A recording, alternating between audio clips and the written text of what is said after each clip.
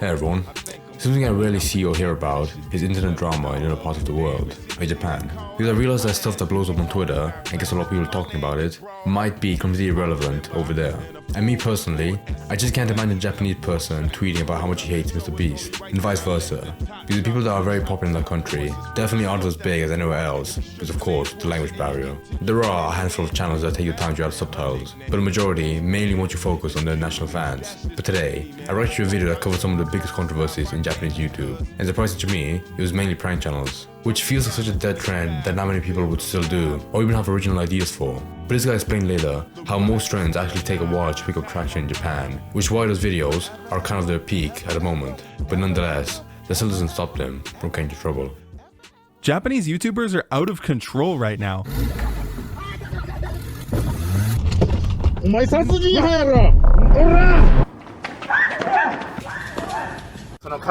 that's funny, hell yeah. What the hell is going on? Here's something I've learned about. How do you prank getting hit by a car? Don't worry, I didn't actually suffer the whiplash of having my neck broken. Everyone was using it here, but Japan didn't really start swiping until 2018. The same thing happened with YouTube. Our first big YouTubers blew up in 2008 and 2009, but no Japanese YouTubers hit 1 million until 2014. Hello YouTube. So if my theory is correct, I like how even in Japan he still had like the basic ingredients to get popular that would make kids happy. Like, go back for a second. Hell yeah, he's got a bunch of like Minecraft plushies and a couple of like anime stuff down the right, so that's good. You can tell like how it's so clearly divided from like Western merchandise to like just stuff you bought at home. I like that. YouTube. So if my theory is correct, Japanese YouTube is currently experiencing what we experienced in 2018. I'm Ethan Bradbury. How would your children react if there was a house fire? Get in! Get in the car, bro! Guys coming back! Dude, this is fake. You have to take it. Joey Salad here. No, don't tell me the Japanese pranks are fake. Alright, let's see what they're up to. This is outdoors YouTuber Hadaruko, whose content is normally something like this.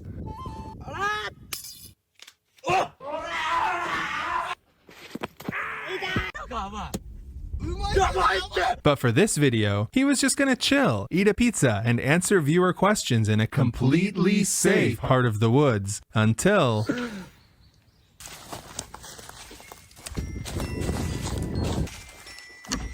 bear? Are there even bears in Japan? Oh my god.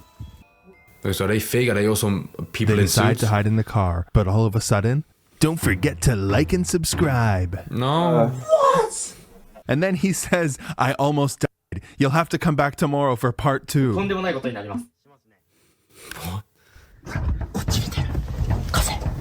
I almost died, therefore please watch my second video I had edited and exported and uploaded on my channel.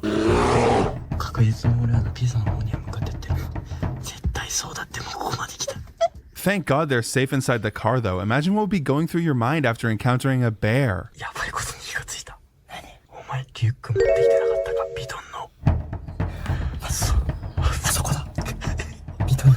Yeah, now he cares.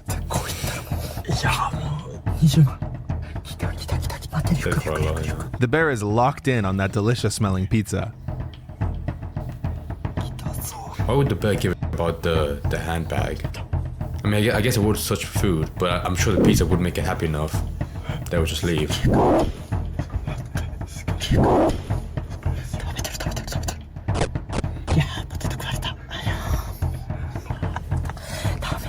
The bear gobbles up their pizza and takes a souvenir when she leaves.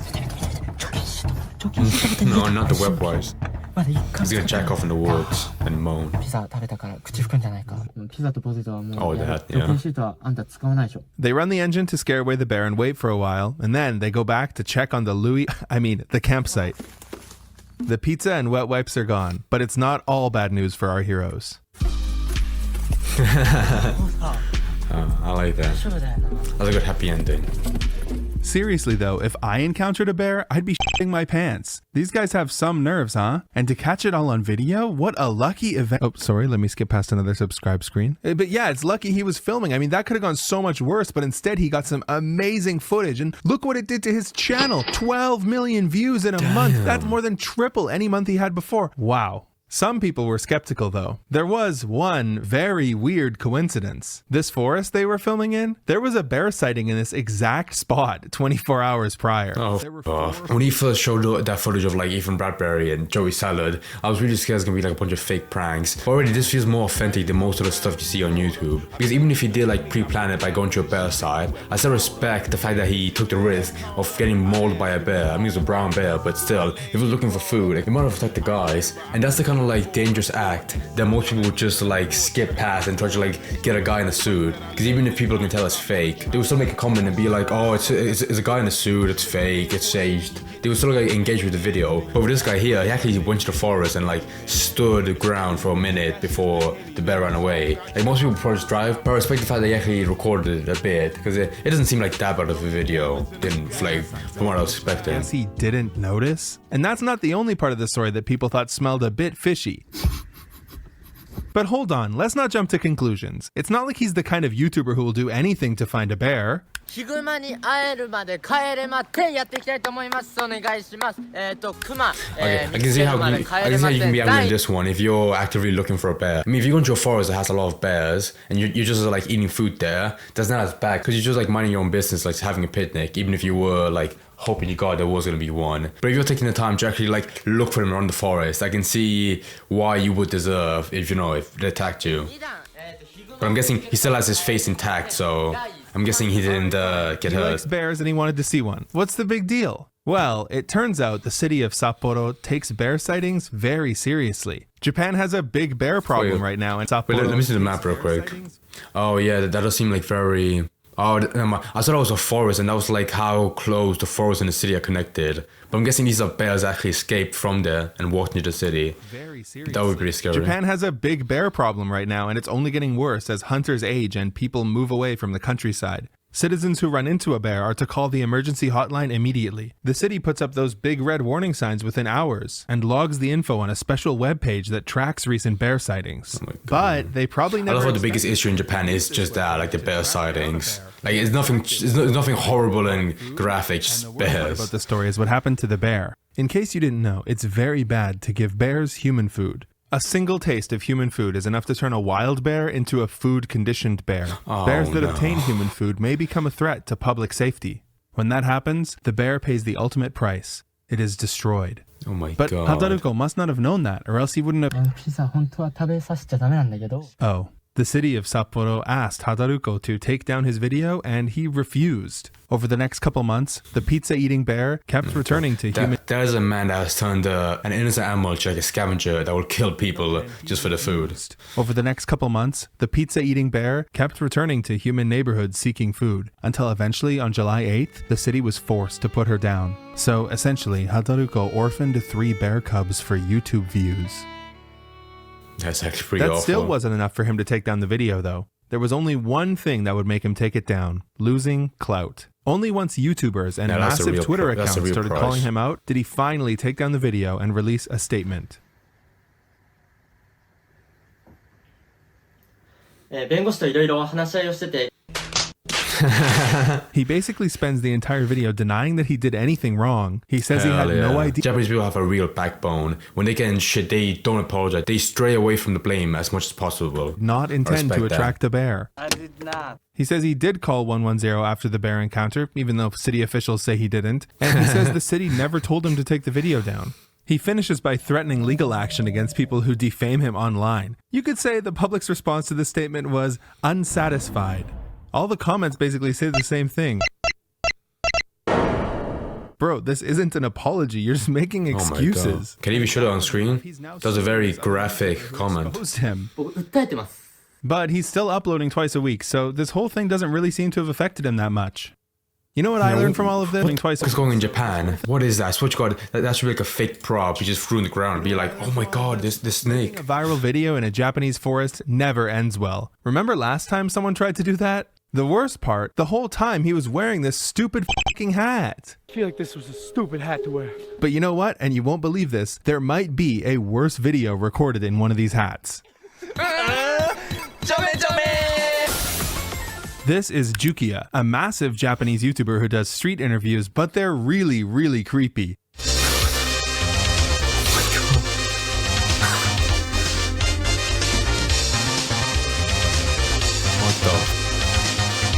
Dude, he would be skinned alive in America. Oh, that I can't even read you them without getting in trouble on English YouTube, but Japanese YouTubers have different rules, I guess. Apparently his asking women to show me their underwear series wasn't crazy enough, so in June of this year, he made a video called Asking Girls with Boyfriends to Touch Their Butts Intense. I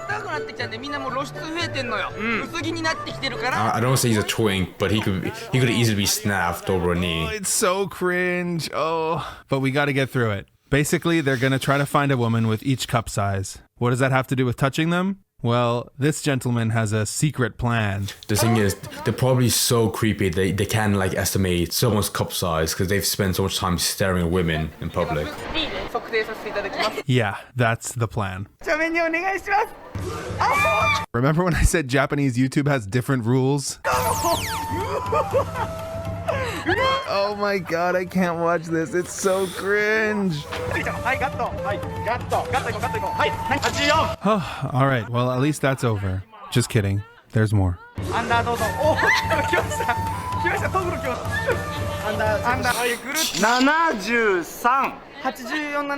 If you thought they'd embarrassed her enough already, you're wrong. It's time to plug her measurements into an online calculator and accuse her of lying in front of millions of viewers.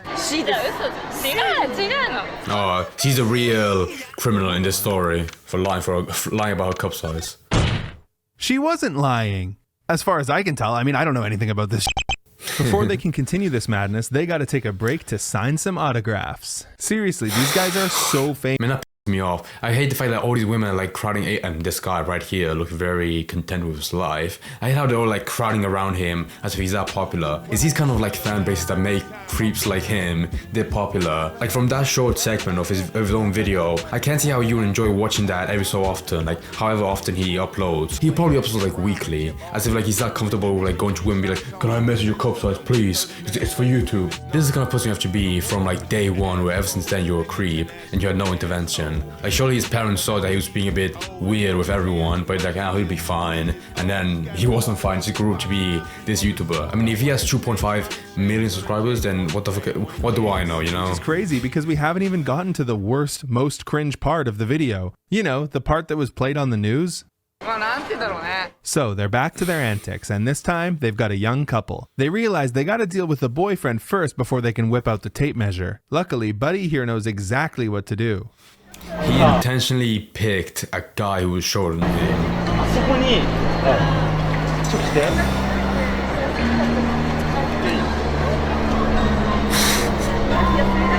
Seriously, if you see someone wearing a hat like this, call the cops.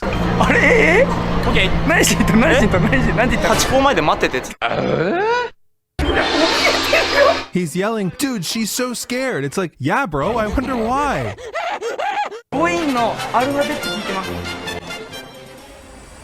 This was the last time anyone ever saw this woman.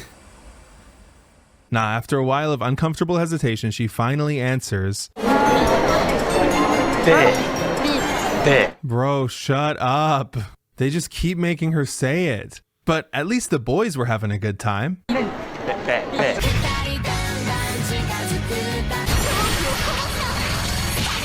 No, come on, stop. You know she doesn't want you to. Yes, stand your ground. But what do you think they did next? Thankfully, they realized that two men cornering a woman and demanding to measure her body was a little too creepy, and they back off. But not before. God, thank God. They have some common sense. This whole interaction blew up, and people were understandably quite upset. Jukia made a response, which he ended up deleting, so I mean, you can imagine how that went. But honestly, they do stuff like this all the time. Apology video? Just recently. See, that's clever. If that was his apology video, he's trying to like undo the creepiness by seeing like acting like he's gay. So I have to respect that. Like this all the time. Just recently, this Jukia interaction made the news, where he met these kids who were fans of his. And then asked them if they had seen this famous TikToker's tape. They say no, of course, and he says, "Oh, you should check it out." What? Bro, what is wrong with you? So how are these guys even allowed on the platform, let alone monetized? And believe me, they're monetized. Well, I found a video of Jukia explaining this weird trick that he uses. あれ収益はどうなの？全部ちゃんとついてます。ついてますね、一応。 Obviously, they ask him how, given how crazy his content is, and he says he uploads the video with slight changes 5 or 6 times, and if that still doesn't work, he changes the title to "Please monetize me," submits it for YouTube to review, and hopes he gets a nice employee. He says this works often. You know, as much as I dislike these fellas, maybe it is unfair to criticize Japanese YouTube as a whole for this when it's a phase that we also went through. But hopefully it is just that, a phase, and they can get out of it. I'm gonna defend white YouTube. I guess you can call it that. There was never any point where someone was that creepy, going out and like cornering a woman out in public. Like maybe you would see it fake, but even then they would film it at like an abandoned place to like not arise suspicion from the public. But these guys went to a random woman with a boyfriend, led him astray, which is already like a horrible sign for the girl. Like, you know, if my boyfriend was like pushed away by these random creeps, I would just run away. But she was like, they intentionally put her in a place where she couldn't move because they had a wall to her right and left, so she was completely trapped. And even then, all the people walking by didn't care. Like, it looked like a pretty busy city center where at any point someone would have called the police and they would already been there like within seconds, but it's never happened. And there's no way this is the only video like this. Like, I bet like for every big channel like this guy, there's at least 100 that try to imitate it, and they go out in public and film it like in the same style, and it's like equally as creepy. Something that helps is news organizations and celebrities calling out these influencers when they go too far. 命の危険を感じてたんですか？そうですね、ドキドキしてました、ずっと。でも撮影はそうですね。矛盾点だなと思うのが、その命の危険を感じているのであれば撮影を続けるっていう行為が、いや怖いわ、回し続けるもんなのか。正直僕仕事を YouTuber としてやってるんで染みついてたというか。 There are so many things I couldn't cover here, so I made a part 2 where I go over even crazier stuff and talk about other Japanese YouTube drama and how some of it even connects to Johnny Somali. It's free on my Patreon, anyone can watch it, link in the description. Legit, it's free for everyone. If you're one of the people who's been here since the start, or if he would have made some good, he would have made bang from a Johnny Somali video, but he didn't. That's nice. You know, apart from like anime, I really feel like a lot of Japanese media is very secluded to that country only, which is why I feel like stuff like this is barely talked about because people don't really care about it. And most of the country is probably already like used to it. I mean, I don't know, it might be just a placebo because I feel like most of stuff that happens like in the UK and America and YouTube only stays in that place. Maybe in Europe, but I've never really heard of that kind of stuff like spreading out to other places. Like, I don't know if people in Japan care as much as drama going on like in America or England as much as like people who actually live there, which is why stuff like this probably just stays in Japan, apart from when they're brought on TV by like that host, with every respect, because when you have a channel that's that massive, you do need someone outside from YouTube, like a bit of like an older person to be like, okay, this is creepy and it shouldn't be shown on YouTube like at all, which I agree. I mean, if he's big enough for kids to know him and be a fan of him, that's f***ed up. It is part of like the parents' fault for allowing him to watch that probably on the goddamn iPad, but he shouldn't have even been popular in the first place to actually show up like on the recommended section on YouTube. God. The international asshole who complain about when he is old and throw a tantrum like he is 3 years old. You gotta love it though, somebody still speak from his soul and wasn't changed by the change or the game or the fame when he